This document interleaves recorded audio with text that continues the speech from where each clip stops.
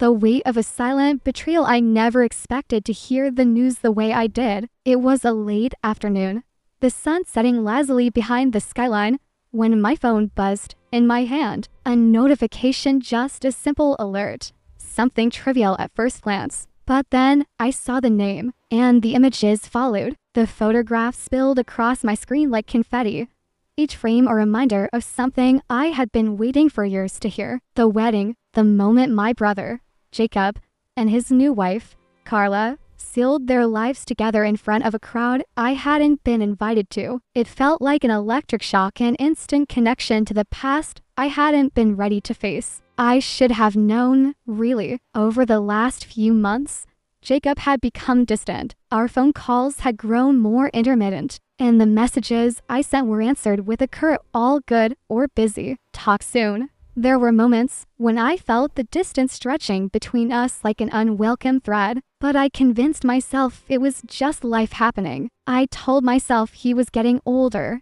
busy with his new career, and that maybe this was normal. And yet, the question never ceased. Why hadn't he told me? The wedding pictures glared back at me from my phone screen. Jacob, standing beneath a flower-laden arch, looking exactly like the young boy I had protected for years. Carla, a vision in her white dress, her smile beaming in a way I hadn't seen before. And I knew, even then, the truth. I wasn't just not invited. I wasn't wanted. I tried to dismiss it at first. Maybe it was a mistake. Maybe someone had been hasty in uploading them. I called him, hoping for an explanation, something that would make it all make sense. But the calls went unanswered, and soon, my phone buzzed again. This time, it was a message from Jacob's phone.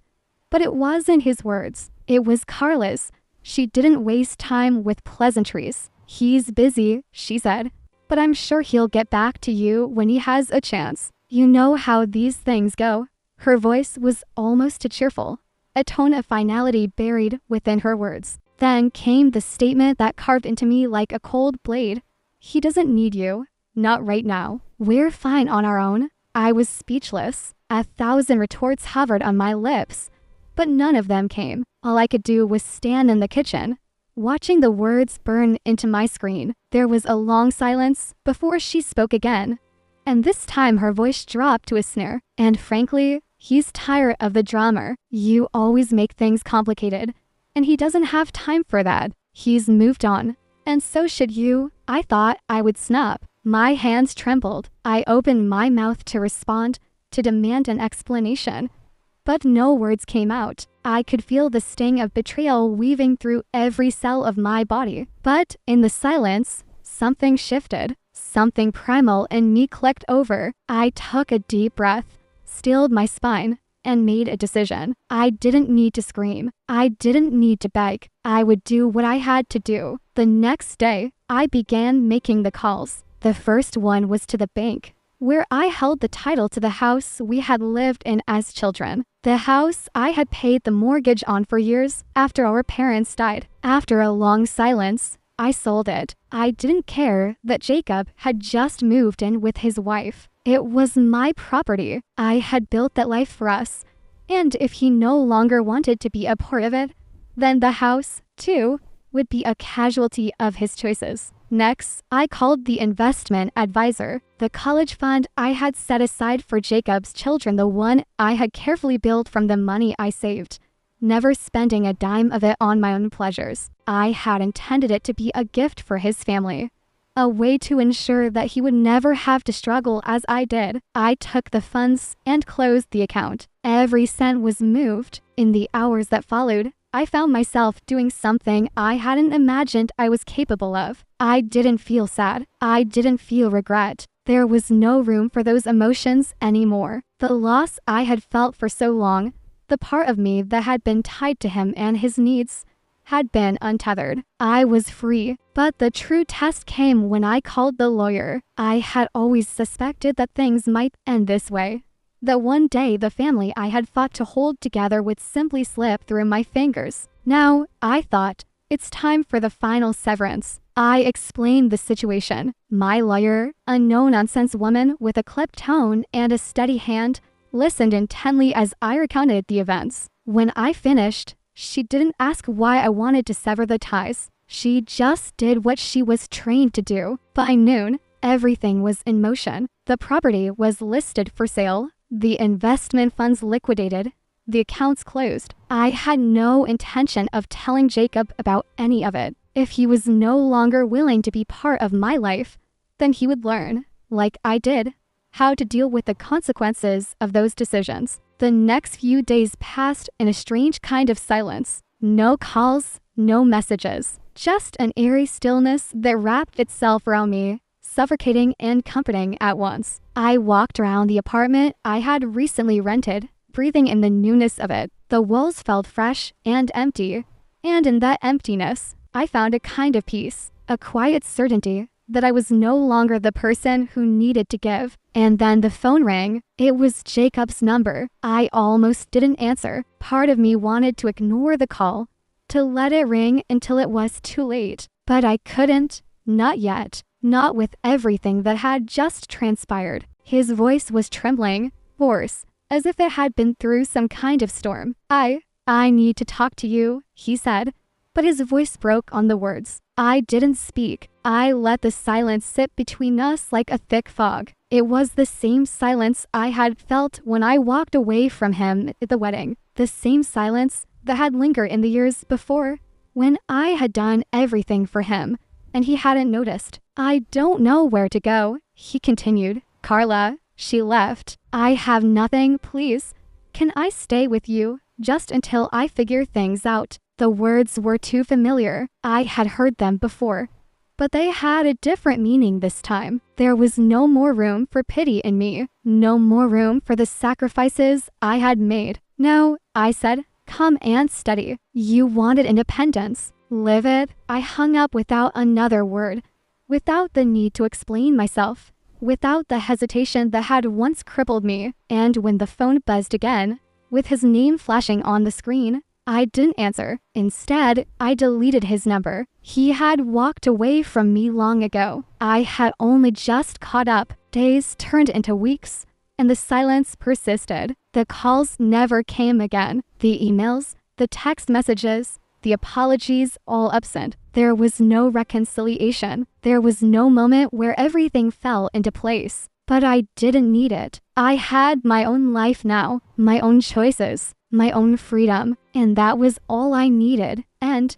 how did that feel? Would you want to continue this style of storytelling or focus on something different next time? The days that followed Jacob's call were long, but the nights were endless. My mind wandered, replaying the events in a ceaseless loop. The empty apartment, the silence that sat like a heavy cloud in the corner of every room, it all felt foreign to me now. The peace I had once thought would come with severing the last of the ties to him hadn't arrived as I expected. Instead, it was replaced by something I couldn't name. A quiet ache, an gnawing feeling in the pit of my stomach that refused to fade. I kept myself busy. I buried myself in work, filled my evenings with books and long walks around the city, where I could lose myself in the anonymity of a bustling crowd. But no matter how much I tried to distract myself, there were moments, brief moments, when his face would surface in my thoughts, and with it, the weight of all the years I had spent building a life that wasn't mine,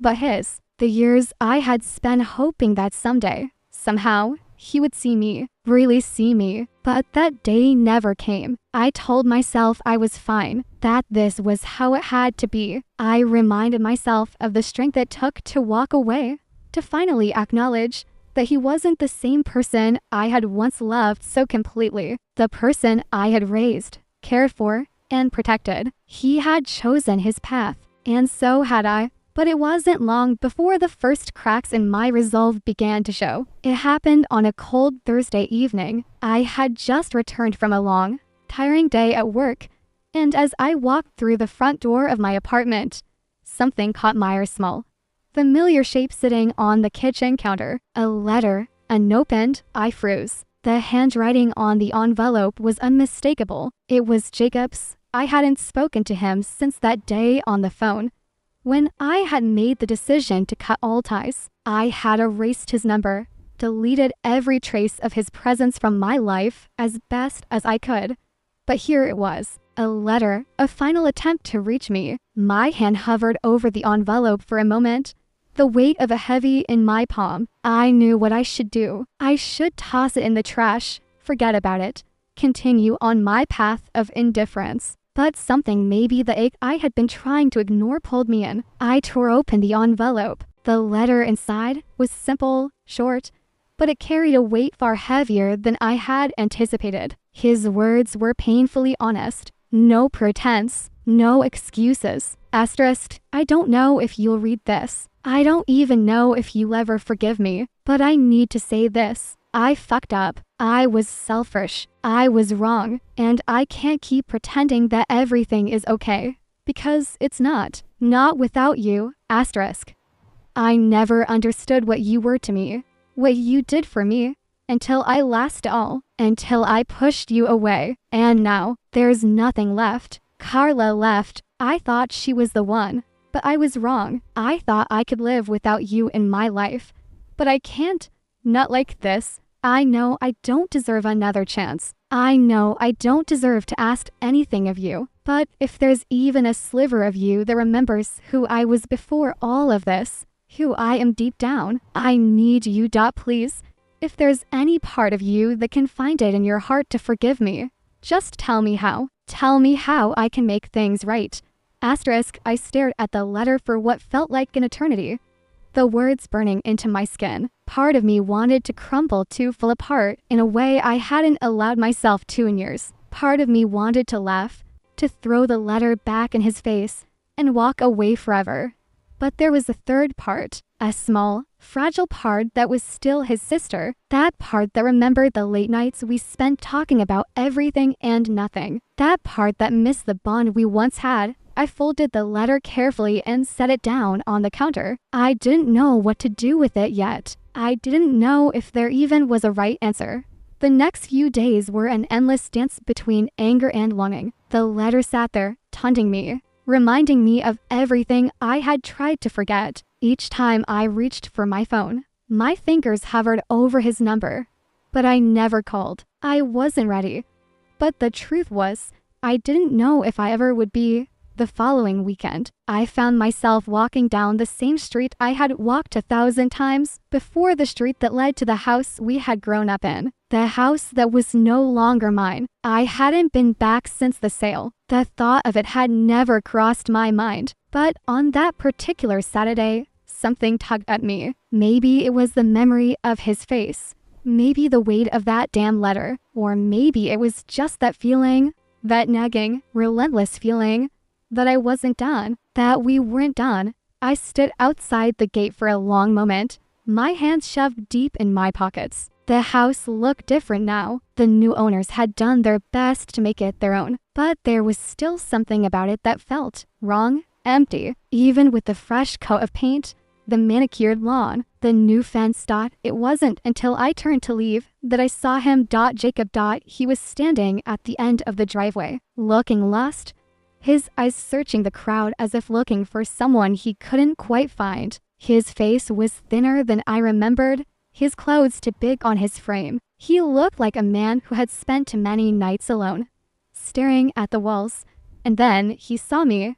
There was a long, pregnant silence between us. Neither of us spoke. Neither of us moved. The only sound was the soft hum of the city around us, the rustling of leaves in the wind.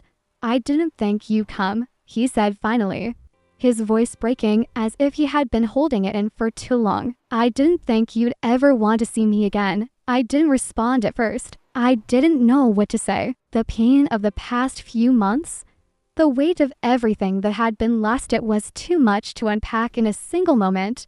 But I knew one thing. I was done running from this. Done pretending that the story between us could end with silence. I'm here, I said, my voice steady, though my heart was pounding in my chest. But I don't know where we go from here. I don't know if we can fix it. I don't even know if I want to. His eyes softened, the apology lingering between us in a way that words can never quite capture. I don't know either, he said quietly, but I'm willing to try. If you are. The silence hung between us again. But this time, it didn't feel so heavy. Maybe there was hope. Maybe there wasn't, but we had time, and for the first time in a long while, I wasn't running from the truth anymore. Whatever happened next, at least I could say I had made the choice to be here, to face him, to face everything. And maybe, just maybe, that was enough. The last days after I saw Jacob outside our childhood home were quiet in a way that felt almost ceremonial, as if life itself had paused to watch us decide what came next. I didn't rush to call him. He didn't rush to reach out again. There were no frantic messages, no poorly timed apologies, just space. And space, I learned, was a kind of truth-telling. When you step back far enough, you finally see things clearly. One evening 3 days after our encounter, I found myself sitting at my dining table, staring down at Jacob's letter again. The paper had softened from the number of times I had unfolded it, read it, refolded it, but the words remained sharp, almost painful. I need you. Tell me how I can make things right. The version of me from 6 months prior would have jumped at the chance to fix everything, to fill the silence with forgiveness before it had even been earned. But I wasn't that woman anymore. I was tired, not weak, not wounded, simply done carrying more than my share of what wasn't mine to hold. Still, something in me, something old, something stitched from childhood and memories, and grief knew that this story couldn't end without one final conversation. Not to rekindle the past, not to return to the way things were, but to close the door the right way. So I called him. When he answered, his breath caught the way a person reacts when they've been hoping for a miracle and don't trust that it's real. Lily? Yes, I said simply. We need to talk. We met at a small cafe on the east side of the city, far from where either of us lived. A neutral place, a clean slate. He was already there when I arrived, sitting at a corner table, hands wrapped around a cup of coffee he hadn't touched. He looked smaller than I remembered, shoulders curved inward, eyes worn, the kind of tired that doesn't come from lack of sleep, but from carrying the consequences of one's own choices. I sat down across from him. Neither of us spoke at first. Then he whispered, "I'm sorry," and his voice cracked like something inside him had finally surrendered. "I know," I replied, "but I need you to understand something. An apology doesn't erase what happened. It doesn't rebuild what you burned." He swallowed tightly. "I don't expect it to. I want to fix it. I'll do anything." I shook my head. "That's the thing, Jacob. Some things aren't meant to be fixed. Some things are meant to be understood, accepted, and released." His eyes shone with a panic that twisted my chest. But I didn't look away. "You weren't honest with me," I continued. "You didn't just hurt me, you erased me. You let someone else rewrite who I was to you. And when the truth hit you, it wasn't because you suddenly loved me again. It was because your life fell apart. That isn't fair," he whispered. "It wasn't a defense. It was a confession." "I know," I said softly, "but it's the truth." He stared down at his hands, fingers trembling slightly. "I thought I was doing the right thing," he said. "I thought choosing her meant choosing my future. I thought you'd understand." I leaned back in my chair, letting the weight of his words settle. "Understanding," I said, "was never the problem. Respect was." That was when he broke, not loudly, not dramatically, but quietly, shoulders shaking as he covered his face with both hands. I felt something inside me soften, but not in the way it used to, not in the way that made me want to protect him. This softness was different, gentler, but firm, compassion without sacrifice. I waited until his breathing steadied. "Jacob," I said, "I need you to hear me carefully. I don't hate you. I don't wish you harm. I'm glad you reached out. But I'm not stepping back into the role I played for all those years. I can't. It cost me too much." He looked up at me, eyes red, voice red. "Then what happens now?" "This," I said. "We talk. We acknowledge the truth. And then we build something new. If we want to. Something smaller. Something healthier. Something honest." He blinked. "But not what we had before." "No," I said, "because what we had before wasn't healthy. You leaned on me because you didn't know how to stand on your own. I held you up because I didn't know how to let go." A long silence stretched between us. Then, for the first time in our lives, he nodded, not in defeat, But in understanding, I can live with that. He said, I don't want to lose you completely. You won't, I replied. But you won't own me anymore either. That part is done. And for the first time, he smiled, not with relief, not with hope, but with something new acceptance. We walked out of the cafe together, but parted ways on the sidewalk. No hug, no promise, no forced sentimentality, just a quiet acknowledgement that something had ended and something else, smaller but sturdier, had begun. As I walked home, the wind felt different, lighter. The city lights shimmered with a softness I hadn't noticed before. My phone buzzed in my pocket, and when I glanced at it, it was a message from a friend inviting me to dinner. I said yes. Life, I realized, was already moving forward. That night, I opened the windows of my apartment and let the cool air fill the space. The letter from Jacob sat on the counter where I had left it, but for the first time, it didn't feel like a wound. It felt like a chapter. I folded it one last time, placed it gently in a drawer, and closed it, not as a memory to mourn, but as a story finished, a door closed with both hands, without regret, a life reclaimed. And in the quiet that followed, I felt something new bloom inside me, something steady, whole, and entirely mine. Freedom. The true kind. The kind you don't apologize for.